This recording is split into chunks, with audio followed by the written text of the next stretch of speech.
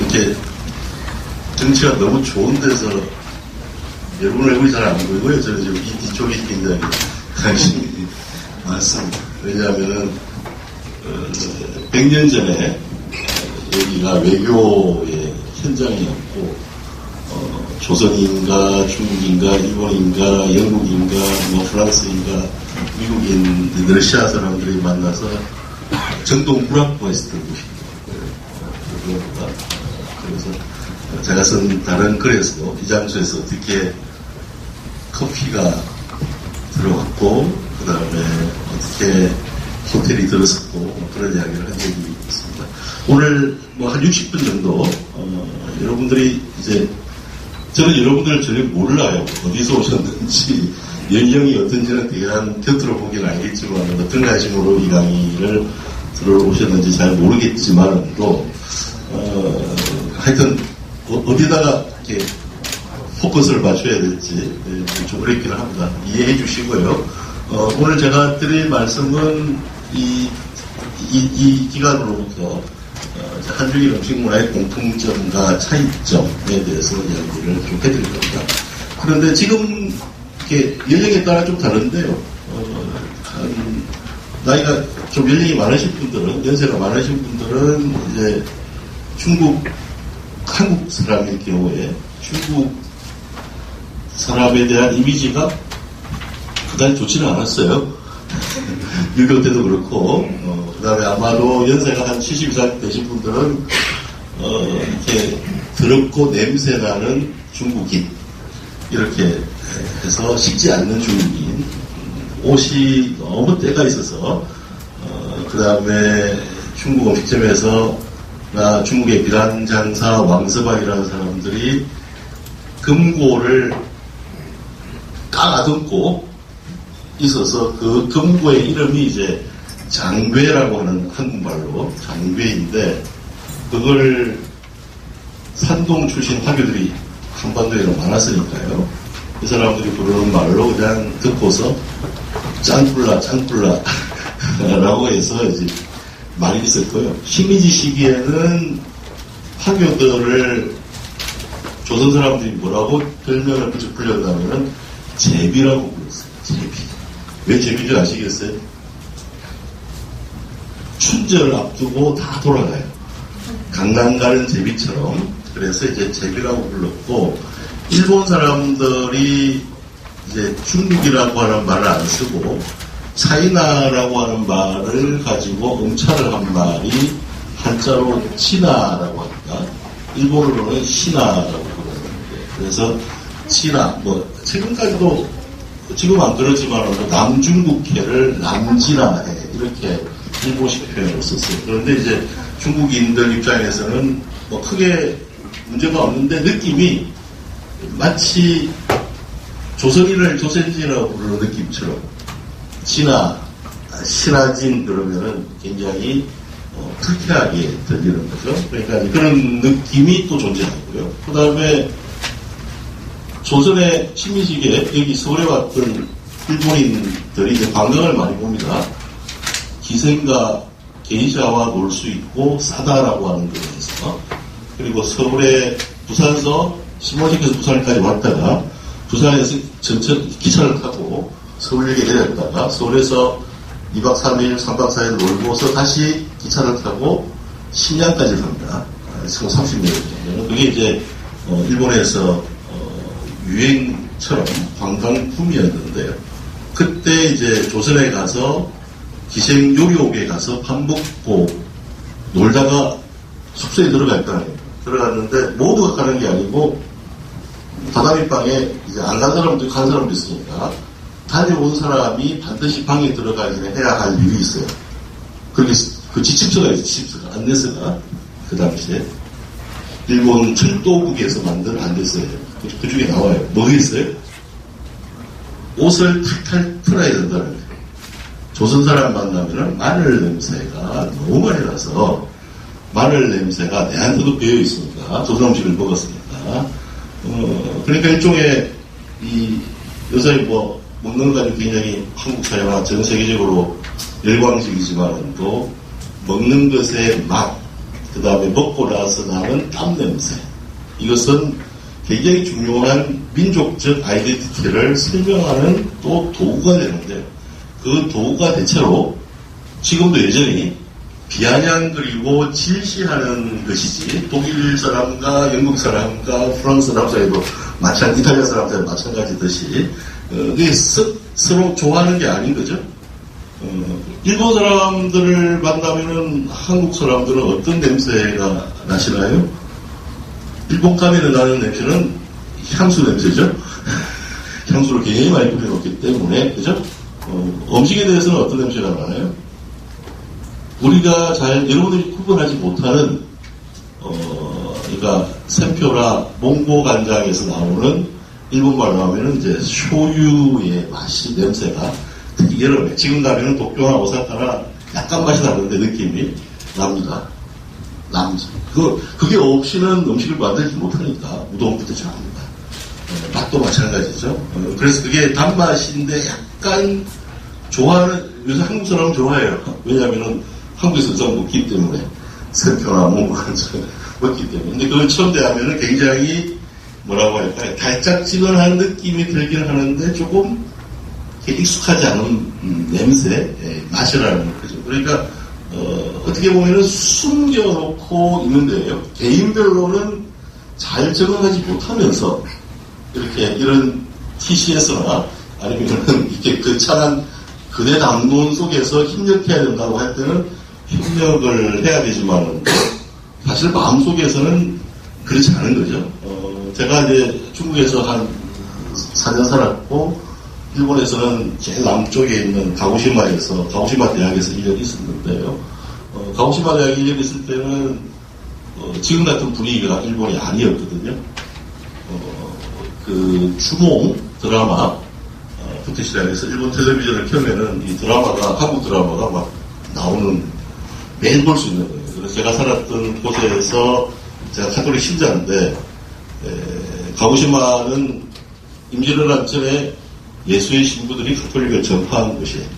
그러니까 임진왜란을 발생시키는데 좀 문제가 있는, 조총도 전해주고 말씀도 주기 때문에 그런 곳이라서 상당히 좀 다른 도쿄나 오사카 달리 있는 편인데, 거기서 사람들을 사귀죠. 사람 사귀는데 저보다 더 주몽 드라마를 열심히 봐가지고 고구려의 드라마에 나오는 고구려 역사를 빼고 앉아있는 내 친구 남자, 그러니까 뭐 이렇게 주유소 하는 사람, 아주 평범한 시민들이에요. 독도 이야기하면은 잘 몰라요. 자기지마도 뭔지 잘 몰라요. 관심이 없는 거죠.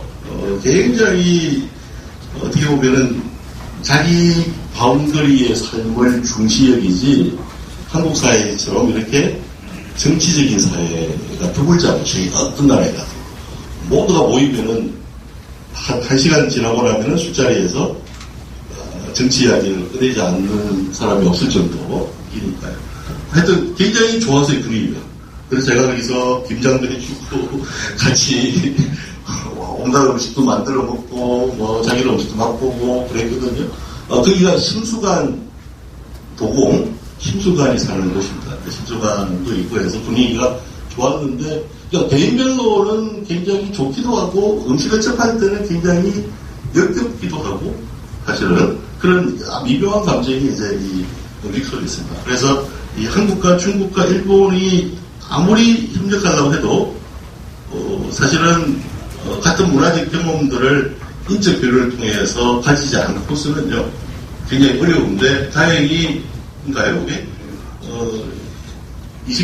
2000년에 들어서 한국의 20대들 중에서 일본의 단기 연수를 갔다 온 사람들이 굉장히 많고, 그 다음에 일본 만화는 이미, 그죠? 문화교류가 열리기 전에부터 만화를 보고 매니아들이 생겼고요. 그래서, 지금 도쿄나 오사카에서 맛볼 수밖에 없는 온갖 지역의 일본의 라멘을 홍대 앞이나 신사동에 가서 한국인 셰프가 만들어주는 것을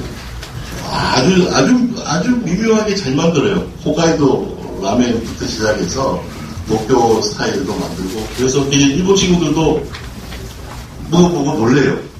놀래서, 그래서 어떻게 보면은 한국 음식이 도쿄에서는 지금 굉장히 어렵거든요.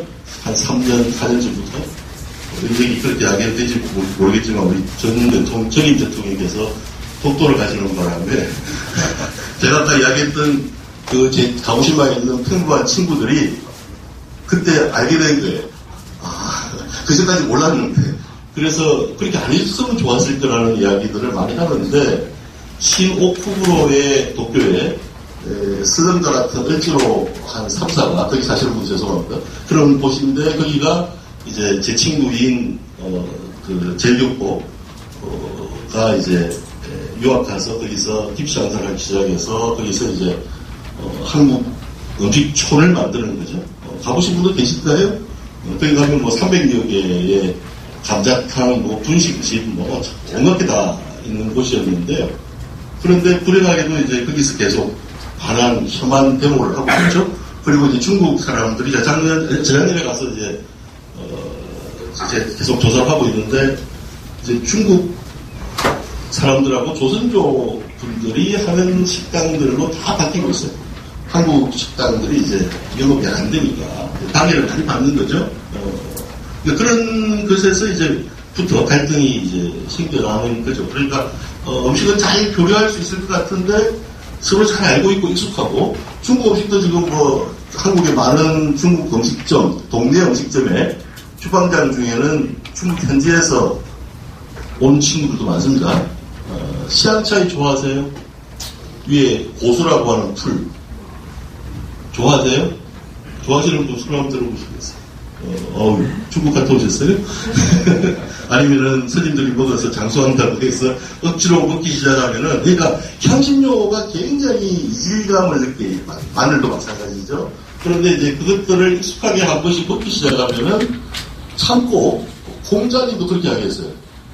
참고서 6개월만 먹으면은 익숙해 돼서 없으면 안 된다라고 하는 거죠. 김치를 먹고 외국인들이 좋아하는 이유도 그게 있습니다.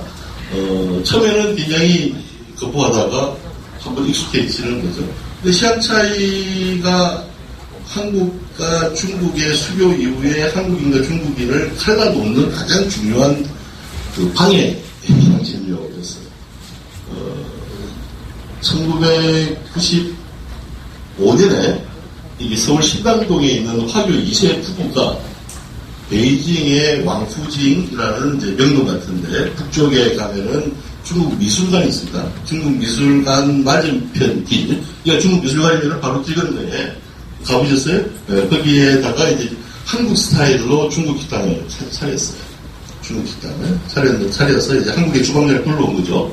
그 당시에 한국에서 오는 주방장한테 외국인 거주지역이 있었기 때문에 외국인 거주지 아파트를 구해주고, 그 다음에 한국식으로 월급을 300만 원 이상을 줬으니까 그 사람은 자기가 벌었던 수입의 거의 3분의 1을 그 한국인 주방장인데, 한국인이 아니죠. 자기 중국 파견 선배죠. 그래서 그분이 와서 이제 6개월 있으면서, 계속 있을 수는 없어요. 6개월 동안 있으면서 이제 음식을 현지 중국인 요리사들한테 가르쳤어요. 그래서 비슷하게 나왔어요. 그리고 그분은 갔어요. 갔더니 어떤 일이 발생했냐. 시향차이가 계속 올라가요. 한국 짬뽕, 한국식 우동, 한국식 짜장면에 시향차이를 뿌리지 않으면 이 중국인 젊은 요리사들은 요리가 완성된 게 아니라고 생각합니다. 마치 한국사에 파를 뿌리듯이, 파를 위에다 좀 썰어 올리듯이. 그러니까, 그래서 다시 빼라고 하면은 빼다가 또 안 돼. 그게 이제, 그럼 손님이 오다가 팍 줄어들기도 하고 있더니. 근데 이제 중국, 제가 조사랑 인터뷰를 하고 있었는데, 중국 젊은, 이제 연애하는 젊은 청년 남녀가 와서 이 집이 유명하대. 한국식 스타일의. 그러니까 명동에 일본에서 온 기부치 나베를 하는 일본인 식당이 있다고 생각하시면 돼요. 김치찌개. 명동에 있는 거예요. 여러분 가셔서 잡수 먹어보겠어요? 이상해요, 맛이. 일본의 김치찌개 나베 그 소스가 이상해. 너무 달고 도저히 한국 사람 먹기 어려운 미묘한 맛이에요. 그런데 이 친구들 하는 얘기가 이거예요. 그 짜장면은 우리 건데 우리 짜장면과 다르지? 비슷한 건데 발음도 달라요. 산동 발음을 쓰니까 우리가. 그러니까 그런 유의 차이들이 계속 있으면서 만나기 시작하면서 이제는 치맥을 먹기 위해서 오잖아요.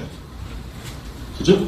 치맥은 우리가 미군들 이 8군에서 봤던 프라이드 치킨을 한국식으로 적용시켜서 한국화시키고 거기다가 별로 맛이 없는 맥주를 소주를 좀 타든지 해서 그렇게 마시는 것에 우리가 이제 미쳐버린 거 아니에요. 그죠? 그리고 한국의 프라이드 치킨이 아시죠? 미국보다 맛있는 이유는 한국은 아직도 커야 될 닭들을 빨리 잡아서 그래서 조그맣게 해서 빨리 튀겨내니까 굉장히 소스 안에 들어가서 맛있어요. 그러니까 이 큰 KFC 치킨하고는 다른 맥락을 가지고 있는데 거기에 이제 서로 있는 거죠. 그런데 거기 과연 교류를 할 수 있을 것인가? 뭐 이런 것들은 한번 이야기해 보는데 제가 한 40장의 슬라이드를 가져왔지만 여러분들 얼굴을 보니까 빨리 끝내야 될 것 같고요. 시간도 정해져 있어서 실제로 굉장히 다른 지역입니다. 그러니까 EU가 지금 브렉시트에 문제가 있지만은 또 유럽을 다녀보신 분들은 유럽이 조그맣고 그 다음에 북부와 남부, 지중해 연안과 북부의 차이가 좀 심할 뿐이지 실제로 굉장히 유사한 문화적 경험들을 같이 가지고 왔어요. 근데 과연 이제 유사할 것 같은 한자를 쓰고 그죠? 적당하게 사용하고 외국 사람 서양인들 눈에서 보면은 굉장히 똑같다고 생각하지 다르다고 구분하지 못하더라고요. 지금도 뭐 이렇게 포르투갈 이런 데 가면은 물어보잖아요. 그죠? 일본 사람이냐고 안 묻고 저는 중국인이냐고 먼저 묻고 그 다음에 저편이제 묻고 그냥 코리안이라고 가기도 하잖아요. 근데 실제로 굉장히 가까운 지역인데 중국이 굉장히 넓죠. 그리고 유사한 생태적 기후를 가지고 있지만 한반도는 통일되어 있다고 해도 이렇게 짧아요. 일본은 홋카이도를 자기들 땅으로 이제 20세기 들어와서 19세기 메이지 유신 이후에 자기들 땅으로 확보하고 오키나와까지 확보했기 때문에 굉장히 긴 북과 남의 길이를 가지고 있어요. 그러니까 이것은 남북으로 길면은 동서로 긴 거는 크게 문제가 안 되는데 남북으로 길면은 식재료가 굉장히 풍부해요. 종류가 아열대성부터 온대부터 냉대까지 올라가요. 근데 한반도는 좀 상대적으로 좁은 편이에요. 중국은 동서가 다르고 남북도 엄청나게 긴 편이죠. 그러니까 유사할 것 같은데 식재료의 생태적 차원에서 보면은 세 나라가 굉장히 다른 양상을 가지고 있는 거죠. 위도로 보면은 되게 비슷한데요. 이렇게 되는데 도쿄와 오사카는 거의 제주도형 아열대형 지역입니다. 그래서 가령 이제 대표적인 예를 들면은 티를 마시잖아요. 그죠? 19세기 말에 여기서 묵었던 많은 서양의 한국에 온 여행을 왔든지 외교관을 온 사람들이 쓴 한국 관련된 기행문들이 굉장히 많습니다. 불행 아니고 번역이 잘 된 거는 10%도 안 되고요. 번역을 너무 그 번역자들이 임의로 해가지고 다시 번역을 해야 되는데 번역을 다 해버려가지고 지금 제가 하고 싶은데 막막하긴 한데 그런데 그러지 않겠습니다. 주로 이제 일본에 가서 시모노세키에서 미국서 오면은 일로 와서 시모노세키에서 배를 타고 부산에 왔다가 정부설이 안 들어섰을 때는 이렇게 다시 배를 타고 한강으로 와서 제물포에 도착해서 서울로 옵니다. 그 다음에 이쪽 영국 쪽이나 유럽 쪽에서 오는 사람은 대부분 다 인도의 고아까지 와서 인도 고아에서 싱가포르를 거쳐서 광저우에 와서 중국을 보든지 아니면은 닝포라고 해서 상하이 남쪽에 영파라고 하는 곳에 왔다가 여기서 배를 타고 나가사키로 갔다가 다시 이렇게 오기도 하고요. 그 다음에 이제 20세기 초반, 그러니까 1900년대, 1920, 3년 되면 이제 다리엔이나 이쪽에서 이제 사동에서 배가 들어오니까 북경으로 와서 이렇게 철로 하여튼 와가지고 오거든요. 중국을 거치고 와요. 근데 하는 이야기가 이제 세 나라를 비교하는 자기 경험으로 가장 대표적인 게 뭐냐면은 한국에 왔더니 티를 안 마신다. 차를 안 마신다는 게 너무 이상하다. 그건 당연하죠. 차나무가 재배가 안 돼요. 여기밖에. 지금 제주도 재배하지만 여기밖에 안 돼요. 중국은 상하이 남쪽 여기가 다 차나무가 잘 재배되는 본토죠. 그 다음에 일본은 도쿄에서부터 남쪽은 다 됩니다. 도쿄와 오사카가 횡 동서로 있거든요. 한국 사람들 오해를 하는데 일본은 요렇게 돼 있는 거예요. 일본이 남북 길쭉한 게 아니고. 그런데, 그러니까 차량부가 잘 재배되는 곳에서는 티를 마시는 거죠. 한반도는 티를 차량부 잘 재배 안 되니까 어려우니까 안 마시고 못 마시는 거죠. 마시고 싶었던 적은 굉장히 많았는데, 수입도 하고 그랬는데. 예, 그런 식료의 차이들이 이제 섬세하게 보면은 존재한다는 겁니다. 주식으로 이야기하면은 서양 사람들은 그냥 쌀을 먹겠지 라고 생각하는데, 중국의 경우는 요 지역이 이제 쌀을 먹는, 라이스를 먹는 지역이고요. 한반도도 요 지역입니다. 그러니까 평양이나 의주나 함경도에서 쌀 먹겠다고 생각하면은 나라를 망하게 만드는 거예요. 그 장본인이 김일성이에요. 자기는 그냥 자기 땅에서 나는 걸로 먹고자 했으면 좋았을 걸 쌀밥에 소고기국을 다 인민들한테 먹이겠다고 하면서 노를 다 만들어요. 대관하는 거예요. 대관을 하면서 나무가 다 사라지니까 제 주장입니다.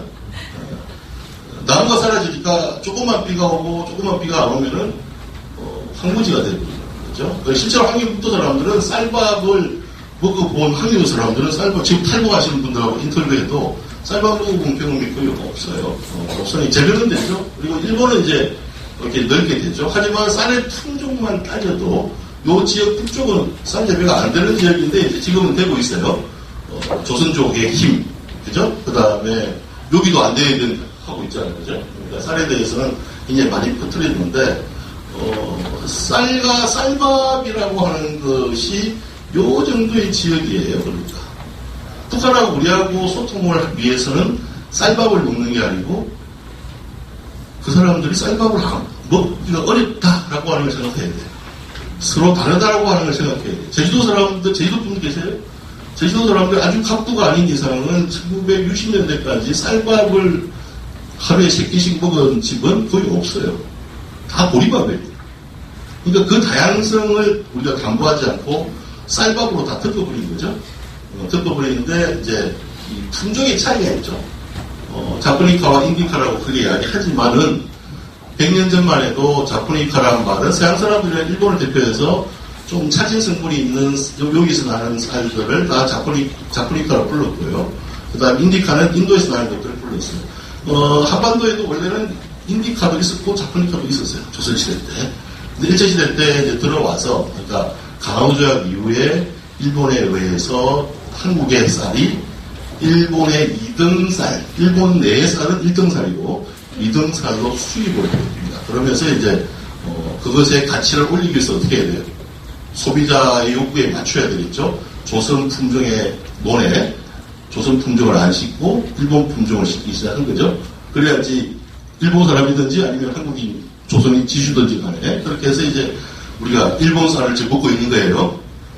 간혹 이런 걸 봐야 마트에 간혹 가보면은 젊은 신혼부부가 요새는 일본 쌀이 수입되네? 2천 무슨 쌀 하면서 그죠? 다 일본 품종 명칭이잖아요.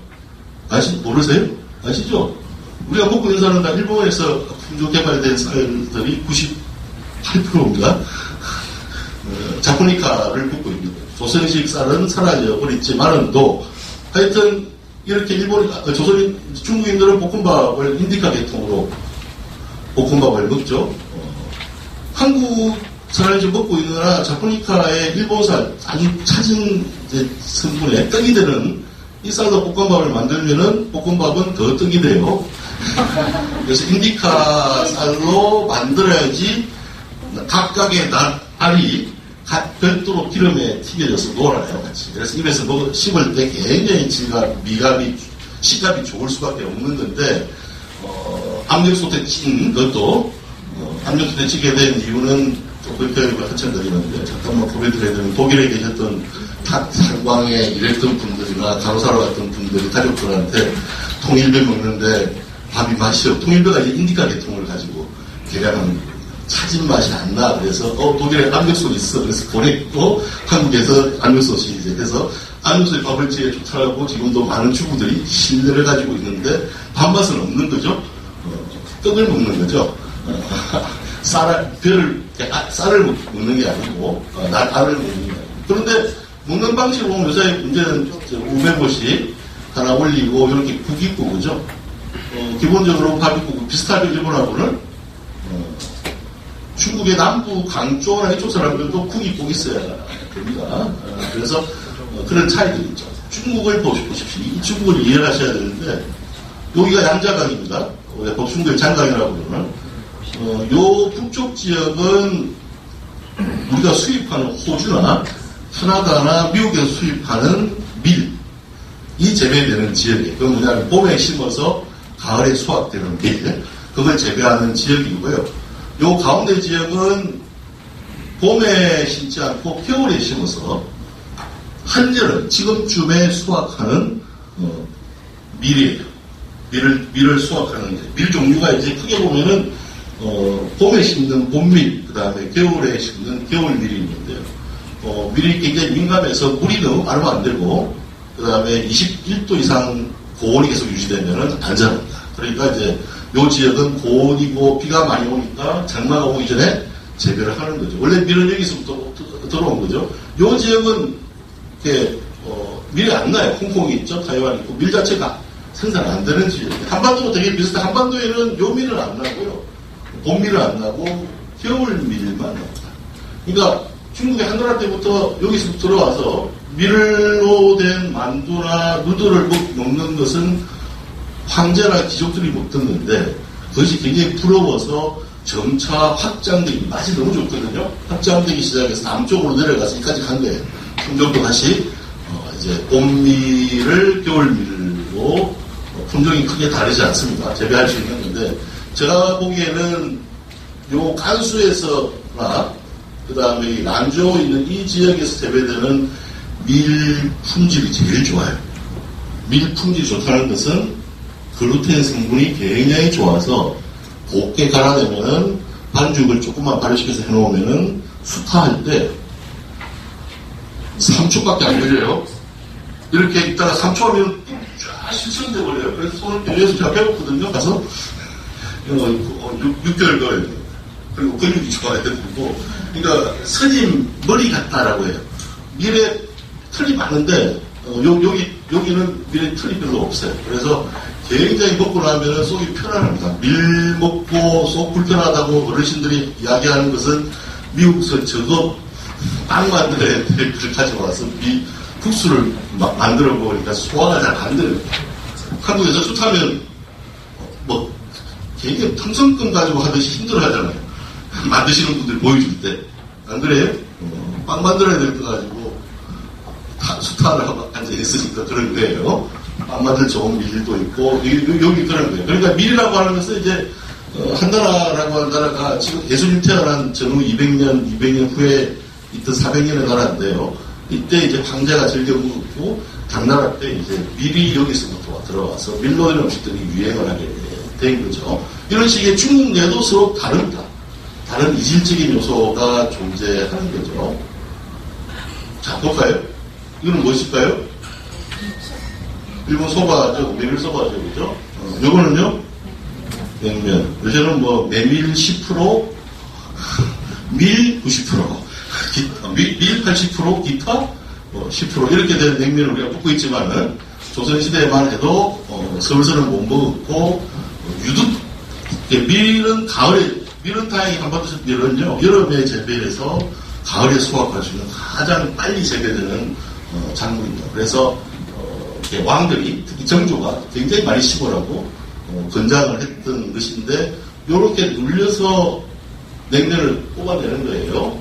그런데 서안에 가면은요, 서안에 인사동 같은 데가 있는데, 거기 북쪽에 가면은 메밀로 국수를 내는 이 국수틀이 있어요. 그러니까 중국에 모든 게 다 있다고 중국 학자들이 뻥을 치거든요. 고대에 골프도 쳤다. 우리는 모든 것이 원조가 중국이다 이렇게 하는데 사실은 좀 문화적으로 문제가 있고, 하지만 이 국수틀의 원조는 중국의 북방 메밀을 주로 먹는 지역 사람들이 이제 만드는 거죠. 왜냐하면 메밀은 글루텐 성분이 없어서 가루를 내어서 반죽이 아무래도 반죽이 안 돼요. 그래서 이제 녹두전분, 감자나 옥수수가 들어오기 전에, 아메리카에 오기 전에 녹두전분을 가지고 가면은 야구공처럼 던지면은 깨지질 않는데 엄청 아파요. 돌덩이 같아요. 그것을 이런 데다가 놓고서 눌려내려야 돼요. 눌려내리는데 참 묘한 거는요, 100%, 99% 메밀에다가 1% 녹두 정도로 하게 되면은, 이렇게 나와서 뜨거운 물에 들어가면은 너무 부드러워서 치아로 자르지 않아도 먹을 수 있게 는 정도.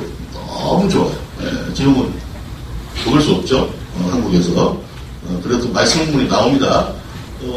근데 이제 우리는 그렇게 했고, 일본은 이제 여름에 밀이 좀 나니까 밀하고 메밀하고 섞어서 이런 국수들이 없어요, 저거.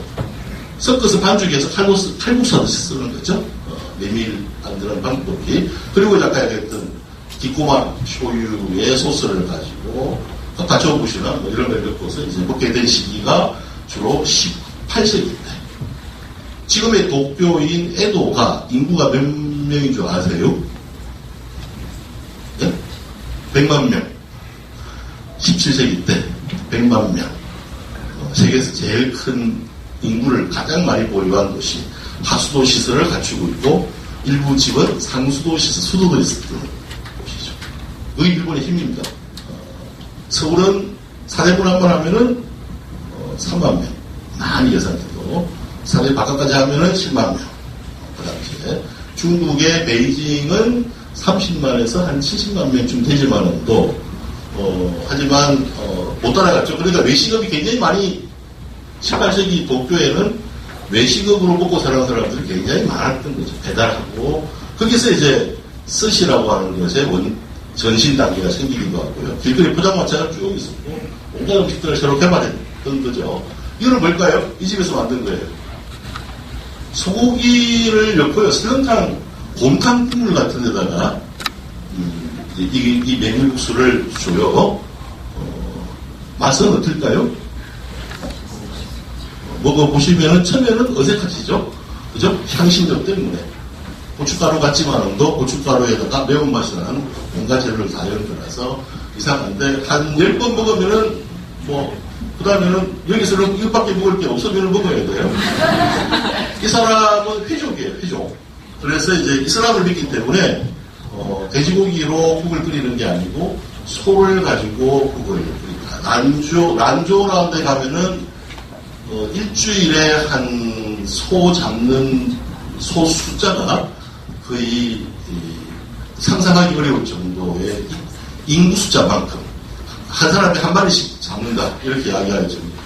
비슷한 것 같은데 다 다르죠. 맛도 다릅니다, 그죠? 맛도 다르고 똑같은 재료로 만들지만은도 다릅니다. 생산 방식의 변화, 균질화되는 시기가 19세기부터 이제 달라지기 시작하는 이런 이야기하기 어렵고, 그 다음에 이제 비슷한 게 있어요.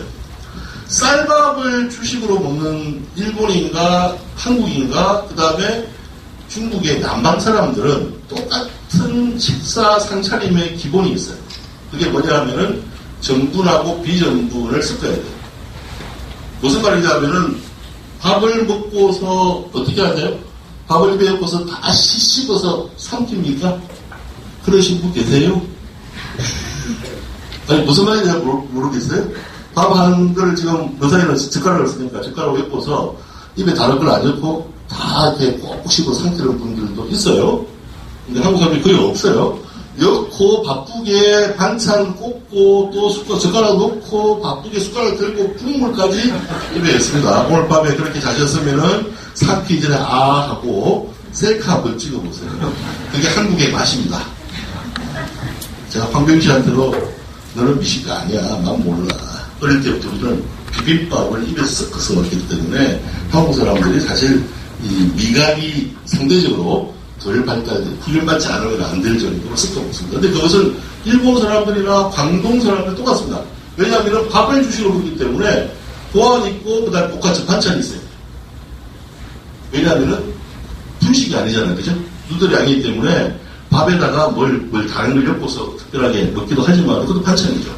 콩나물밥도 그렇고, 그죠? 광동 사람들도 전분부라서 그래서 광동 말로는 섬이라고 하는데요. 그게 반찬이에요. 반찬이 꼭 있어야 돼요. 국은 없어도 되는데 반찬은 꼭 있어야 됩니다. 그래서 이렇게 주식을 한국 식사는 국물밥 플러스 김치 이 정도로인데 되게 유사한데 다만 이제 먹는 베트남 북부 베트남 사람도 되게 비슷해요. 쌀밥을 먹기 때문에. 그런데 먹는 방식이 좀 달라요. 그러니까 우리만 밥하고 반찬을 입에서 비벼서 먹는 방식은 네 지역이 또 똑같은데 국물을 넣지 않아요. 한국 사람들도 국물을 시골에서 또 국도예요. 국물을. 그게 이제 왜냐하면은 국물을 먼저 식사 전에 국물을 먼저 먹는 것이 원래 올바른 식사법이라고 조선시대나 최근까지 어르신들은 믿고 있었어요. 그래서 처음에 식사 국이 없으면 밥을 차리기 아니라고 믿었던 거죠. 이게 따지고 보면 사실 공자님 때부터 생겨난 식사의 방식이에요. 왜냐하면 공자님 때는 진시황도 마찬가지고 밀가루가 밀이 없을 때 밀이 안 들어갈 때라서 조밥이나 수수밥을 지어서 거기다가 국하고 국이 세지 그 거칠고 한 밥들을 먹을 수가 있을 거예요. 그게 반찬이었어요. 국이 굉장히 중요했던 거예요. 국을 몇 그릇을 먹을 수 있나 몇 가지를 먹을 수 있냐에 따라서 사회적 위상이 드러날 정도의 국의 상징성이 있었는데 조선시대 성리학자들이 그걸 오롯이 받아들였잖아요. 그죠? 받아들였잖아요. 그죠? 그러니까 맨날 공부하는 게 태어나서 공부하는 게 주자가 정리해놓은 소학이라는 천자문 떼고 나면 소학을 봐야 돼요. 소학을 달달 외워야 되는 거죠. 소학에서 밥 먹는 방식이 나와요. 오른손으로 숟가락을 들고 다시 놓고 젓가락을 오른손으로 들라고 해요.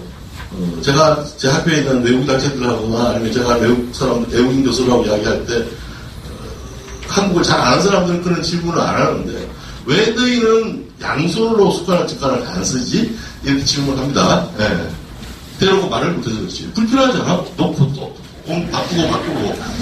응? 일본인들, 중국인들은 한 가지 봤으면 너희는 불편하잖아. 되게 바빠 너희들 보면은. 그죠? 그래서 두 손으로 하면 안 돼? 두 손으로 쓰고 있는 분들 있죠. 우동 먹을 때. 그럼 일본에서 들어온 국자형 숟가락을 쓰는 거죠. 뜨거운 국물을 식히기 위해서죠. 근데 그게 다 이제 공자님 때로 다시 와서 조선시대 때는 그렇게 먹는 것이 마치 모범적인 선비의 군자의 모습인 것처럼 먹게 되는 거예요. 그래서 제가 작년에 공자님의 고향인 kok부에 가서 강연을 하면서요. kok부 이제 중요한 인사들이 다 모였는데 내가 중국말로 강연을 하면서 공자님이 화제하시면은 너희 kok부에 오면은 적응을 못 하실 거야. 음식 맛에. 너희들 먹는 방식도 이상해. 숟가락도 없잖아. 공자님 때는 쪼그리고 앉아서 우리처럼 먹었어요.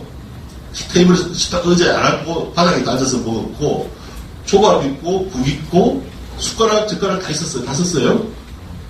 그러다가 여기는 내 고향이 아닌 것 같아. 그리고 공자님이 추석이나 설날 때 서울로 갔는데 아이고 제가 지내는 집에 가서 보니까 아이고 여기가 내가 옛날에 먹었던 고향이구나 라고 하겠다고 했더니 kok부 이 어필한 리더들이 굉장히 표정이 어두워지고 저를 꼴쳐보고 나쁜 놈이라고 저한테 기분이 너무 나쁘다는 거예요. 제보고. 예, 왜냐하면 현재 중국인들 중에 나이 드신 분들도 당나라 이전, 그러니까 잠깐 따지면은 1500년 이전에 대부분의 한족들이 조선 사람처럼 방에 쪼그리고 앉아서 낮은 소반상을 두고 혼자서 이렇게 여러 명이 올려도 각각의 식탁을 받아서 식사했다는 이야기를 잘 몰라요.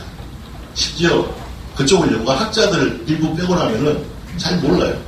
그래서 그런 식의 경험이 우리한테 이제 들어온 거죠.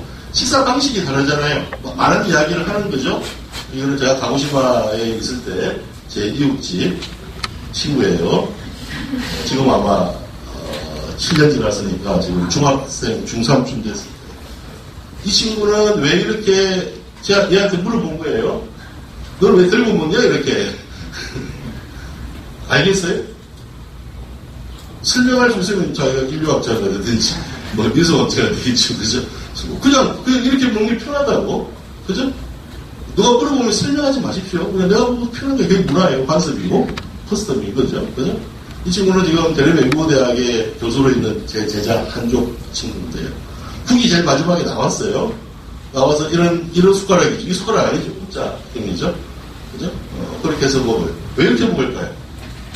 알 수 없어요. 저도 몰라요. 왜 이렇게 먹는지는. 다만 이제 설명할 수 있는 건 간단하죠.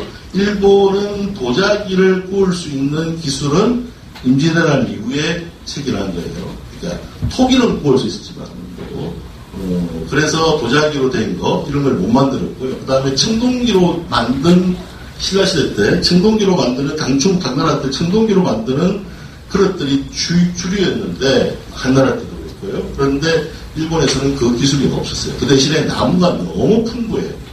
아일테스 기호라서 쭉 짚어져 있잖아요. 나무가 굉장히 풍부해서 그냥 나무로 만들 거예요. 그리고 일본의 학자의 주장에 의하면은 자포니카의 일본 쌀 품종이 차진 쌀 성분이 이미 나라 시대 때도 있었기 때문에 그래서 숟가락 쓸 필요 없이 숟가락으로 쓰는 거고 그리고 당나라식 풍속을 받아들여서 이게 밥 상의 높이가 한국에서 지금 안 쓰는 지금 쓰고 있는 집에 있는 교자상보다 더 낮아요.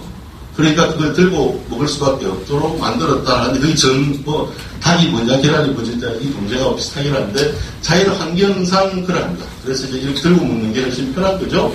이걸 두고서 우리는 어떻게 먹나요? 조선 사람들은 한국 사람들은 무거워서 그죠? 밥도 많아서 무거워서 머리를 숙이고 먹잖아요. 그죠? 옛날 어르신들이 이렇게 먹는 걸 보고 쌍놈 같다. 그죠? 복 나간다라고 이야기했거든요. 근데 일본인들이 우리를 보고 지금 아마 옛날에 강아지처럼 먹는다고 해요. 왜냐하면 강아지가 집에 키우는 강아지가 유일하게 이렇게 하고 입을 밥통에 쳐박고 먹거든요. 근데 멀리서 보면은 한국 사람들은 머리를 밥통에 쳐박고 먹어요. 실제로 백인 사진을 찍어놓은 걸 보면은요, 한국 사람들은 아무도 이렇게 먹어요. 먹고 있어요. 먹고 있는데 그 모습들에 대한 서로 간의 일종의 문화적 이질감에 대한 질투, 질시, 비아냥 이런 게 담겨 있는 거죠. 당나라 때 이전에는 이렇게 먹었어요. 우리가 똑같이 비슷하죠. 당나라가 되면서 북방의 유목민족들의 풍속을 받아들여서 바지를 입기 시작하고 이렇게 테이블에 앉아서 먹기 시작하면서 오늘날 중국 요리가 생긴 거예요. 왜 생긴냐면요. 요렇게 먹는 지금의 한국 스타일도 이제 접시가 넓어졌잖아요. 그리고 집에서 식사하시면 어떻게 해요? 같이 생일이나 같이 먹자 그러면 가운데 삼겹살 구워 가운데 전골 넣고 같이 여기가 집인지 식당인지 그죠? 엄마가 부엌에서 통화 소리가 별로 들어본 지 오래됐죠. 그릇이 작게 해서 조그맣게 해서 먹게 되면 양념이 굉장히 잘아지고 칼질을 잘해야 되는 거예요. 이렇게 먹다가 이렇게 먹게 되면은 접시가 커지고 자기 앞에 가서 먹는 거예요. 그러니까 요리가 커지는 거예요. 지금의 중국 요리지. 그게 이 환경의 변화가 요리의 모습을 보이는 거죠. 당나라 때가 사실은 지금에서 역사적으로 이야기하면은 가장 동아시아가 하나의 일종의 공동체 문화가 막스키봇으로 융합됐던 시기는 적분하여 많은 학자들이 중국의 당나라식이라고 합니다. 유학파가 엄청나게 많았고 서인도 다 유학 갔고 일본 사람을 다 들어갔고 서로 막 섞였던 거죠. 섞이면서 융합이 됐는데 그 이후에는 인적 교류가 별로 없었어요. 그러니까 조선 사람들이 한반 사는 사람들이 당나라 이후에 고려시대 때 중국 땅을 밟아본 사람이 생각보다 굉장히 적어요. 송나라 때 조금 갔지만도 많지 않아요. 일본인들은 남송 때, 그러니까 고려 우리 원나라가 생기기 전에 위에 금나라가 갑자기 머리 아프십니까? 역사 공부를 하니까 금나라 그날이 이제 금나라를 만들고 우리 북송이 남송으로 내려와서 지금의 항저우에 이제 수도로 옮겼을 때 대봉부를 아세요? 대봉부 판관 타이완 드라마 호청천이 있었던 그 시기가 북송 때이고요. 남송 때 이제 항저우에 가는 거예요. 항저우에 가는데 그때 일본이 스님들이 많이 남송에 가서 책을 공부를 합니다. 숫자는 적은데 책을 엄청나게 몇 사람 스님이 들고 가요. 그래서 일본의 영향을 보면은 남송적인 요소가 굉장히 많아요. 5월 5일은 무슨 날이죠? 어린이날을 5월 5일로 세계에서 지내는 국가는 어디예요? 일본과 한국뿐이죠. 그게 절묘하지 않으세요? 이상하지 않으세요? 방정환 선생님이 벤치마킹 해온 거죠. 근데 왜 하필 5월 5일일까? 중화인민공화국의 아동절은 언젠가요? 6월 1일이죠. 유엔에서 표준으로 한. 근데 왜 5월 5일 하면 생각나는 또 날짜가 뭐가 명절이 있지 않으세요? 음력으로 단오죠. 음력의 단어를 양력으로 바꾼 거예요. 왜 유신인 거예요. 그래서 어린이날로 한 거예요. 근데 어린이날로 왜 있을까? 궁금하지 않으세요? 중국 남방 사람들은 이모가 폭포를 거슬러 올라가는 설화 아세요? 그래서 아이들이 성장한다는 것을 단오 때 의미를 부여했는데 그걸 수용한 거예요, 일본에서. 지금도 일본에 가면 5월 5일 양력 때 폭포가 있는 그런 동네에는 폭포 양쪽에 줄을 매달아서 잉어가 올라가는 것들을 해요. 굉장히 중국 남송적인 문화를 일본인들이 가지고 지금도 유지하고 있는 거예요. 각 나라가 굉장히 유사해서 이거는 조선 지금부터 100년 전에 찍은 프랑스 사람이 찍은 한국에 찍은 사진 엽서예요. 이 옆에는 아프리카 원주민도 있고요. 이상한 사람들이 시리즈 중에 하나로 나온 거예요. 좋은 거 아니에요. 사진 엽서. 프랑스에서 파리에서 유통된 사진 엽서예요. 양반이 식사하는 모습인데 밑에 프랑스말로 써놔서 설명해놨어요. 조선 사람 밥 먹다. 한 천주교사를 쓴 달래 신부라든지, 달래 신부라는 분은 한국에 보진 않았어요, 한반도에. 많은 이제 가톨릭 신부들이 편지를 보낸 걸 받아서 한국의 역사를 정리했는데, 한국 사람들이 많이 먹는 것에 대해서 너무 많이 썼어요. 대식한다는 거에서. 그 대식의 기준은 이거예요. 요 밥하고 국그릇이에요. 근데 일본의 무르마치 시대, 12세기의 사진이에요. 그리나 대접하는 그림이에요. 여기서 밥이 고봉이죠. 네. 밥을 많이 먹는 것이 그렇게 나쁜 게 아닌데, 서양인들의 시선에서는 루이 14세 이후에 우리가 알고 있는 오늘날의 서양식 에티켓, 테이블 매너가 생기면서, 그걸 이제 자연스럽게 생각하고 온 시선에서 보면은 이렇게 많이 먹는 게 이상해 보였던 거죠. 일본은 이미 메이 유신 이후에 서양식으로 많이 개설을 하게 되는데, 중국은 이미 송나라 때부터 이제 외식업이 발달하기 때문에 외식업의 메뉴들도 바뀌었죠. 숟가락도 이래요. 이 중국 건데요. 적어도 원나라 때까지는 동아시아가 숟가락을 다 사용했어요. 일본만 빼고. 일본 사람들은 숟가락을 공식적인 파티에서는 천황이 사용했어요. 신라 경주에서 만든 청동기 젓가락을 자기 혼자 먹을 때는 그냥 젓가락으로 먹었어요.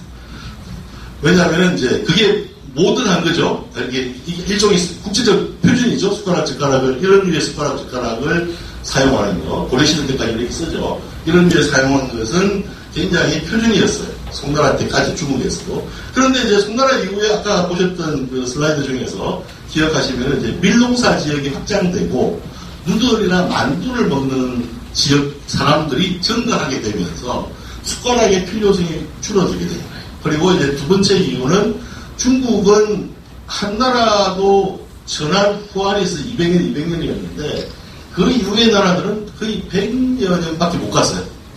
그러니까 어떻게 되게요? 한나라를 망한다고 50년 혼란스럽고, 그죠? 또 세운다고 50년, 그죠? 계속 혼란기인데 그게 어디냐면 지금의 서한, 그 다음에 주로 누들을 먹는 지역 사람들이에요. 그러면 이제 젓가락이 후아이즈라고 중국으로 빨리 먹는다는 거예요. 그리고 기름을 튀겨 놓으면은요, 중국 요리에서 아주 250도 높은 온도에서, 그죠? 탁 해서 폭발을 시켜 놓고 나면은요, 밖에는 익었는데, 그래서 이제 기름이 코팅이 되어 있네요. 고기 같은 경우는 이제 보통 고기나 생선은 다 익혀서 튀기죠. 왜냐하면은 높은 온도에 안에까지 익히려면은 타요. 그래서 생선 튀김은 주로 찜을 해서 다 익혀놓고 나서 튀기는 거죠. 그걸 저는 몰라가지고 예전에 베이징에 살 때 하다가 밖에는 다 타고 안에는 생거 안 익어서 국만 다 먹고 생선이 굉장히 비싼 건데, 그리고 제가 이제 친구들을 불렀어요. 베이징 친구들을. 나도 이제 중국 요리 좀 해. 이러면서. 저 요리사 아닙니다. 맛은 없어요. 잘 먹기만 할 뿐이죠. 근데 집에 불렀어요. 제가 살던 곳이 티벳 연구소라서 티벳 연구자들, 티벳 사람도 있고 해서 불렀어. 내가 중국인들이 좋아하는 것은 고기를 좋아하는 게 아니라 요새는 좀 바뀌었어요. 연어를 좋아하고 사시미도 좋아하고 고기도 좋아하고 사시미도 좋아하고 요즘 중국 때문에 온 세계가 지금 상어 같고 연어 같고 지금 난리가 났어요. 제 홍콩에 제 변호사하고 미식하던 나이 어린데요. 친구가 한 명 있는데 그 친구가 무슨 운동을 하냐면은 상어 지르름이 안 먹기 NGO를 만들어가지고 그리고 제비집 안 먹기 이게 13억이 다 먹으려고 하니까 이제 난리가 나. 지금 여러 붐이죠. 여러 붐이에요. 그런데 그 요리를 했는데 제 딸에는 높은 온도를 나올 수가 없잖아요. 아파트에서 집에서 그죠. 그래서 하여튼 해서 볶았어요. 좋아하는 게 고기가 아니고 기름으로 볶은 채소를 좋아하는 거예요. 한중 수교가 됐을 때 처음 보니까 삼겹살을 계속 먹였어. 채소 먹고 싶다고 중국 친구들이 이야기를 하니까 이게 무슨 말이야. 그 다음에 냉수를 자꾸 주니까 제가 아는 중국 그 기자 출신이 그랬어요. 예전에 제보고 한 이야기가 베이징에서 했던 거. 한국 사람들은 참을 마시고 속 차려야 될 일들이 많았어. 뜨거운 차를 안 마신다고 티를 안 마시고. 제발 호텔방에 물 끓일 수 있는 그만 주면 좋겠다고 그때 액을 복권했었어요. 우리가 너무 몰랐던 게 서로 간에 사고 이해가 적었던 거죠. 고기를 좋아하는 게 아니고 기름에 볶은 채소가 없으면 잘 못 먹어요. 근데 기름에 볶는데 온도가 높으면은 먼저 마늘, 간장, 그 다음에 지금도 중국 사람들은 아지노모토, MSG를 없으면 안 돼요. 미생이라고 하는 걸 계속 잘 쓰죠. 그래가지고 맛을 내고 그 다음에 탁 열었다가 바로 그죠? 탁 불 올라오고 나서 빼야 되는데 홍신차이, 속이 비어있는 시금치 같은 거 이런 거 그렇게 해야 되는데 저는 어떻게 하겠어요? 한국은 어떻게 해요? 오랫동안 삶잖아요. 아무도 안 먹고 갔어요. 제가 한 요리 못 먹겠다. 왜냐하면은 식으면은 아삭한 느낌이 나야 되는데 한국 나물은 물컹하잖아요. 비빔밥을 좋아하는 이유 잘 모르겠어요. 그냥 국으로 먹는 것 같아. 아삭아삭한 느낌을 즐겨요. 채소를 좋아하면서 중국인들이. 그런데 하여튼 이런 숟가락을 사용했던 거죠. 같이 사용하다가 이제 기름을 많이 사용하게 되면은 오랫동안 변질이 안 되는 편이에요. 냉장고가 없던 시절에. 그래서 이제 전쟁과 이동을 해야 될 양자간 북방 사람들이 이제 식용유인 돼지 비계들을 가지고 기름에 볶는 것들을 하고 그게 이제 맛을 또 아주 기가 막히게 변화시키죠. 그래서 그런 요리가 많이 생기면서 이제 기름이 많아지면서 젓가락으로 털어내야지 숟가락으로 먹지 않고 누들을 먹으니까 숟가락이 필요 없죠. 그 다음에 교자나 만두 먹을 때 숟가락으로 안 먹죠. 그 다음에 국물이 줄어들죠. 그래서 이제 국을 안 먹게 되는 그런 변화가 오면서 한반도만 유독하게 이런 식의 지금도 우리가 숟가락을 사용해서 식사를 하는 세계에서 유일한 국민인가 강요하지 마세요. 그죠? 지금 여러분들은 중에서는 숟가락으로 밥을 안 자시죠? 국만 먹죠. 그죠? 기능이 바뀌고 있어. 저렇게 고분밥 먹으려면은 그죠? 숟가락 가지고 떠먹어야 돼요. 그죠? 숟가락은 원래 밥 떠먹는 도구였어요. 그리고 국을 같이 먹는 아주 효과적인 이동 도구였는데 숟가락의 모습이 바뀌고 있어요. 그래서 용도가. 그럼 숟가락도 어떻게 바뀔까요? 국만 먹게 되니까 이런 식의 국자형 숟가락으로 바뀌어야 될 거예요, 이제. 한국의 숟가락이 바뀔 거예요. 두고 보세요. 20년 후면 딱 바뀝니다. 오늘 가게 들으신 분들 보세요. 딱 바뀔 수밖에 없어요. 왜냐하면은 여러분들 같이 찌개 먹고 나서 식당에 일어나기 전에 뒤를 쳐다보세요. 국물이 온 테이블 위에 다 줄줄줄해서 이렇게 지집을 할 수가 없는 거예요. 그럼 국자형으로 이제 입술이 깊이 있게 해서 국을 떠먹는 용도의 전문용어로 바뀌어야 될 위기입니까? 아니면 이제 새로운 적응에 나타나는 거죠. 식사법도 이렇게 달라지는 거고요. 이게 중국인들의 식사 방식입니다. 당나라 이후에는 이렇게 둘러앉아서 먹는 거예요. 이럴 때 이제 모퉁이에 앉으면은 복이 나가는 거죠. 이렇게 둘러앉아 먹는 거예요. 그리고 자기 거는 앞치마만 입고 나머지는 다 같이 먹어요. 그러니까 세계에서 유일하게 또 공통형 식사라고 합니다. 대별적인 식사가 안 나오고 한 가지 요리를 여러 명이 같이 같은 자기 숟가락으로 떠서 먹는 그런 방식으로 먹는 나라는 원래 일본도 그랬는데 일본은 위생 문제 때문에 대별형으로 다 바뀌었다고 이야기할 수 있지만도 조선도 원래 이렇게 먹었던 거죠. 이렇게 양반들은 대별형으로 먹었던 거죠. 20세기 들어가서 우리가 바뀐 거예요. 누구의 영향으로 알 수 없지만 파교들의 영향이 큽니다. 제가 전에 베이징 가가지고 제일 들어왔던 게 저를 너무 좋아한다고 제가 첫 손님이라고 저를 싱크해서 밥을 사주는 분이 자기가 입에 들어갔던 젓가락으로 이 고급 생선을 떠서 제 여기다 놓아주는 거죠. 지금도 그런 노인들이 많습니다. 네. 엄마나 아버지가 해주면은 참겠는데 처음 만난 선생님이 그러시니까 저 사람이 무슨 병이 있을 수도 있고 그죠? 또 간염이 많다는데 이게 두렵죠. 그죠? 두렵죠. 근데 거꾸로 하면은 같은 된장찌개 전골에다가 자기 입에다 숟가락 했다가 같이 먹잖아요. 난생 처음 먹는 사람은 아닌데 그래도 오래 좀 봤지만 가족은 아니에요. 여러분 마찬가지예요. 그죠? 그래서 이제 홍콩에서부터 그렇게 먹지 말자 해서 이렇게 일본 사람들이 만드는 젓가락이 이제 각 요리다가 하나씩 젓가락 없는 거죠. 했는데 중국에서는 이제 홍콩에서는 각자 앞에다 젓가락을 2개 주는 거예요. 그래서 한 개는 뜨거고 한 개는 자기 입에 들어갔다고. 작년에 이제 김도월 선생의 누님하고 폭부에 갔어요. 그래서 그렇게 호텔에서 이제 파티에서 해놨어요. 한국인 교수님한테 앉았는데 처음에 그렇게 먹는 것 같더니 갑자기 논쟁이 붙었어요. 어떤 것이 내 입에 들어가는 거고 어떤 것이 저로 가는 것에 대해서 한국인 교수들이 반반으로 갈리는 거예요. 이미 처음에 분명히 잘 들었는데 서로 헷갈리고 있는 거예요. 그래서 이미 그냥 묻는 거예요. 그냥. 중국인들도 이런 식의 식사를 한 거죠. 한국 조선시대 때는 이렇게 각자상을 다 파티 때를 받았어요. 멋있지 않아요? 그죠? 공자님 때의 예법입니다. 세계에서 가장 먼저 식사의 예법을 만든 나라가 중국이고요. 그럼 침송하는 거죠. 이제 마쳐야 될 시간이죠. 그죠? 30분 질문 시간을 더 가도 되나요? 네. 지금 제가 체크를 시기가 없어가지고요. 이렇게 했던 조선 후기의 그림이에요.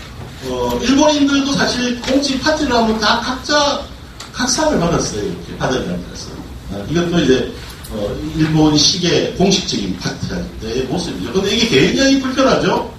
왜냐하면은 효율적이지 못하잖아요. 가정의 식사할 때는. 그래서 이제 미국에서 가져가기 생기고 생활예술운동이라고 또 하고 그러면서 이제 같이 단란하게 먹자 둘러앉아서 가족들은 그런 식의 논의들을 이제 하게 된 거예요. 하게 됐는데 우리는 굉장히 힘든 거예요. 왜냐하면 아빠 남자가 좀 살면은 사랑방에 혼자서 소감받고서 이제 먹어야 되는데 같이 어울려 먹으라니까 이게 쌍놈이 되는 거죠.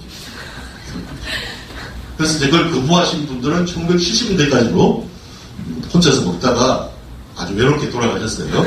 제가 아는 분도. 제 조부도 그렇습니다. 별로 좋아하지 않아요. 제 어머니를 너무 고생시키고, 양반이 있네, 그러고. 근데 중국인들, 지금 달라진 거예요. 우리 이렇게 먹죠. 이 사진을 제가 굉장히 많은 외국인들한테도 보여주고 강의를 하는데요. 처음에는, 와, 맛있겠다 했다가, 내가 물어봐요. 이건 누구 거지? 내민 각자다. 숟가락을 여는 거죠. 아까 봤던 거고요. 이제 일본은 각자 이렇게 앞에 떠오기도 하고, 이거는, 오키나와 북쪽에 있는 아마미 오시마라는 섬의 제 친구 가족들입니다. 하여튼 달라진 거죠, 이렇게. 중국인들, 혼자 식사가 가능한 사람들은 북방에 국수를 먹는 사람들은 1인 식사를 할 수 있어요. 굉장히 편해요. 근데 한국 사람들이 이렇게 먹다 보니까, 그죠? 아까 잠깐 얘기 와서 이야기했는데, 너무 불편하죠? 그죠? 혼자 밥 먹는 게? 그렇잖아요? 그러니까 심지어 삼겹살은 2인분 이상 안 되는 게 너무 많아요, 식당에. 그죠? 그래서 혼자서 2인분을 먹겠다고 하면 굉장히 또 화를 내고, 요새는 좀 많이 증가하고 있지만, 또, 그래서 대학생들도 요새는 다 홀로 식사를 해요. 홀로 식사는 굉장히 많아요. 근데 이제 이 홀로 식사를 좀 인정해줘야 돼요. 그래가지고 막 공동체가 해체될 것 같다고 막 걱정하는 신문 기사가 많아요. 뉴스도. 해체 안 돼요. 억지로 말도 안 하고 억지로 같이 둘러앉아서 먹는 것보다 바로 혼자서 먹는 것도 굉장히 해방감을 가져오죠. 그죠? 근데 중국의 누드를 먹는 사람들은 혼자서 잘 먹고요. 일본인들은 이미 개인주의가 강해져서 젊은이들이 이제 혼자서 먹는 거죠. 우리가 공동체가 어떤 행사가 있든지 가족이 어릴 때 아이를 키울 때는 공동체와 같이 식사하는 게 아이들 인생의 굉장히 좋습니다. 연구가 나와 있어요. 심지어. 그런데 20, 30대는 혼자 먹어도 돼요. 한국에 가장 불행하신 분들이 50대 이상, 제 나이 이상의 가부장적 아빠들이 혼자서 갑자기 밥을 먹는다. 직장에서도 왕따가 되는 기분이 드는 거죠. 사회적 패배감을 느끼게 되고, 그러니까 이제 그런 부분들은 사실 밥하고 국하고 이렇게 이 마음을 가지시면 편하잖아요. 요 양반 혼자 먹었어요. 요 양반. 그죠? 우리 혼자 먹는 데서 완성된 밥상이에요. 이번에 반기문 유엔 사무총장이 안동 하회마을에 추교단에 가서 이렇게 각상을 받았어요. 아까 이렇게 받았어요. 이렇게 받았어요. 그런데 추교단에서 실수를 했어요. 제일 높은 사무총장을 부부를 앉히려면은 남쪽을 향해서 앉는 자리에 앉혀야 돼요. 그런데 어디에 앉히냐면은 동쪽에 앉혔어요.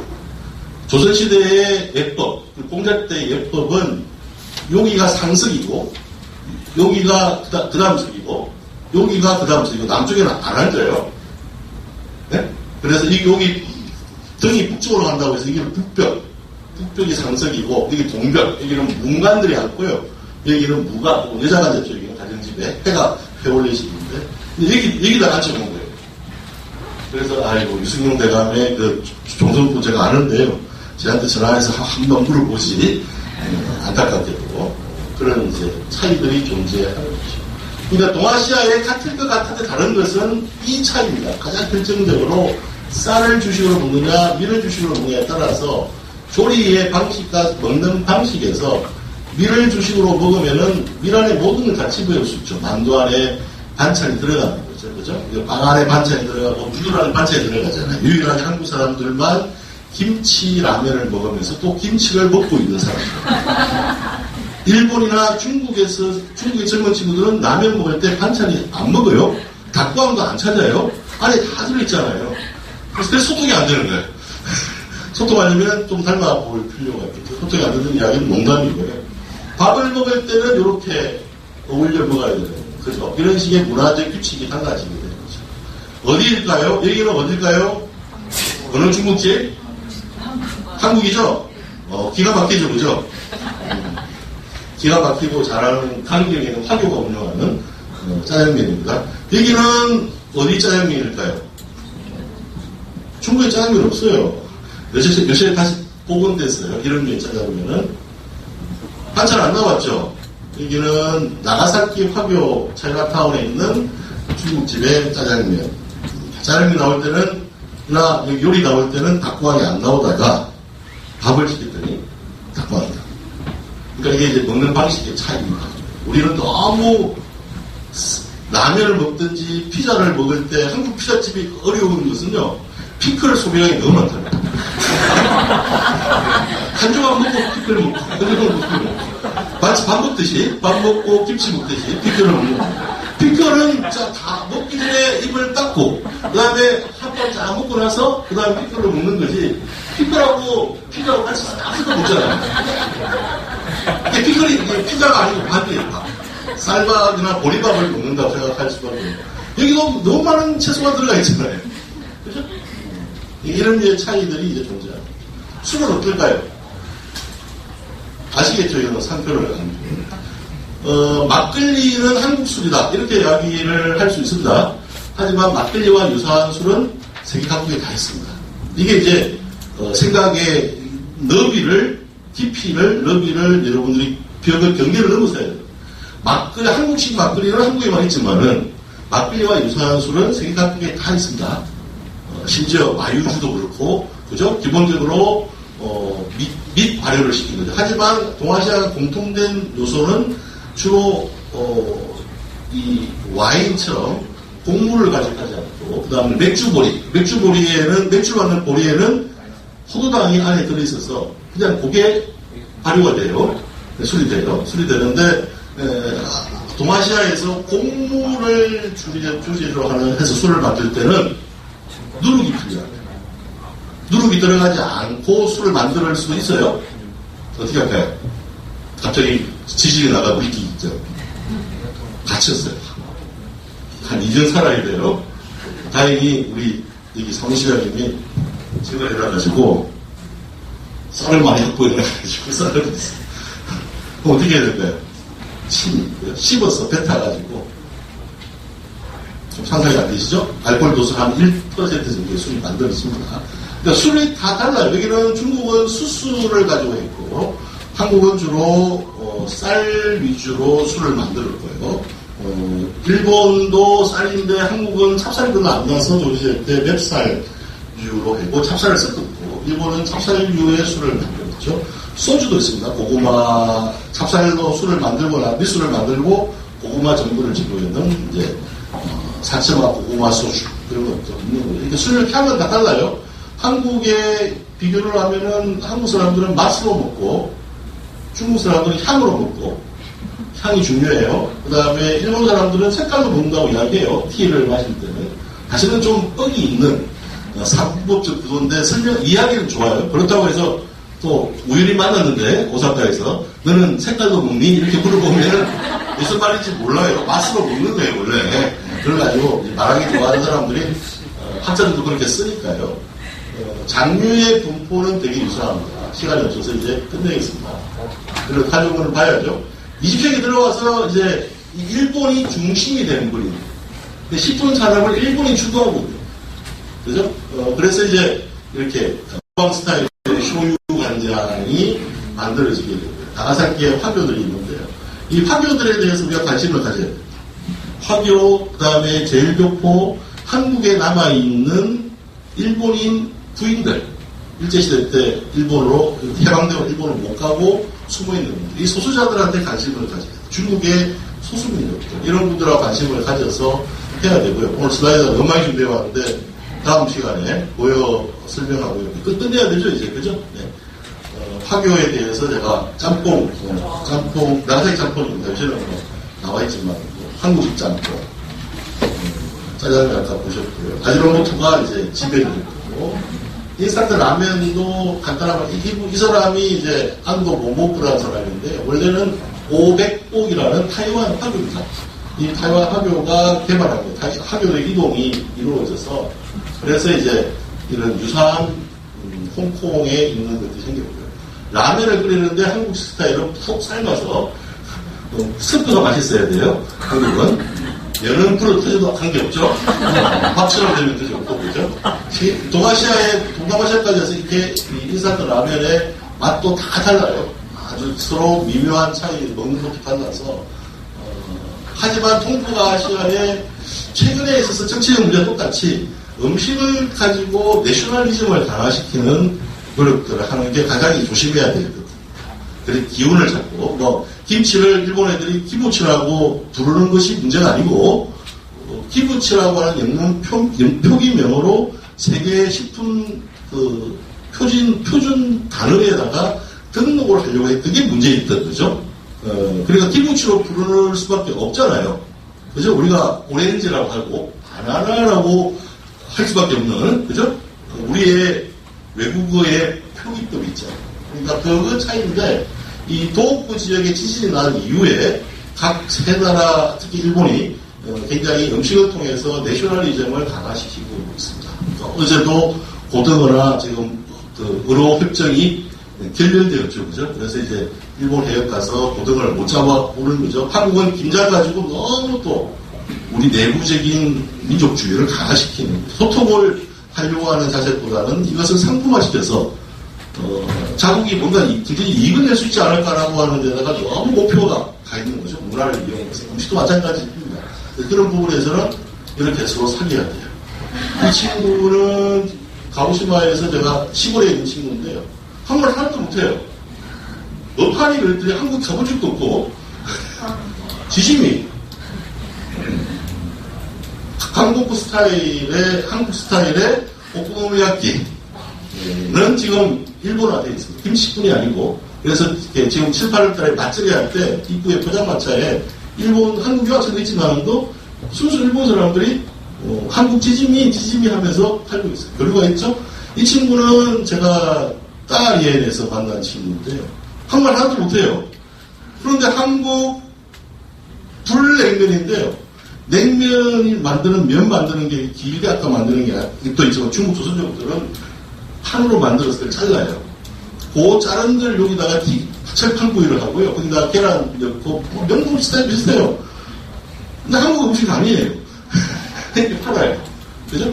그럼 마치 한국의 동네 중국집에서 중국 사람들이 굉장히 이상하다고 생각하는 탕수육부터 양장피 뭐 이런 것들을 우리가 즐겨 먹는 거하고 똑같은 양상이죠. 그래서 이제는 서로 개인과 개인이 서로 간에 음식을 통해서 만날 수 있는 여지가 되는 거죠. 하지만 거기서 제가 강조하고 싶은 것은 국가의 단위를 너무 강조하지 말자. 이 친구가 이렇게 쓰는 이유는 한국 음식이라고 하는 건 소비자 살리기 위해서일 뿐이고 국가의 단위가 너무 가면은 제가 보기에는 역사적으로 문제가 있더라도 정책 문제가 있더라도 같이 김장을 같이 하고 일본에 김장할 때는 우리가 가서 같이 배워보고 시민교육을 하는 차원에서 중국의 남방 사람 염장할 때 같이 가서 해보고 서로 맛보게 하고 그렇게 해서 서로 익숙해지기 시작하면 소통이 되는데 그런 것은 제가 10년 동안 해보자고 하고 해다니는데 불구하고 잘 안 돼요. 왜 안 되는지 아세요? 돈이 없어요. 김장거리를 안 사도 제가 같이 주고 가고시마 대학에는 주 센세이 스타일의 키무치가 있어요. 제가 매달 일본에서 김치를 잡아서 집에 담아서 교수들한테 줬기 때문에 근데 밥 반찬으로 안 먹고 니온슈 마실 때 닭고항이나 스케모노 먹듯이 그렇게 먹어요. 그래서 서로 안에 소통할 수 있는 여지가 충분히 있는 거죠. 그런 결과물들이 좀 되려면은 시민단체 차원에서의 서로 교육, 음식 교육라고 하는 것을 서로 만들어 보고 같이 친구가 되면은 그것만큼 좋은 일이 없습니다. 시간이 좀 길어서 잠시 제 책에 선정되는 참고하시기 바랍니다. 감사합니다.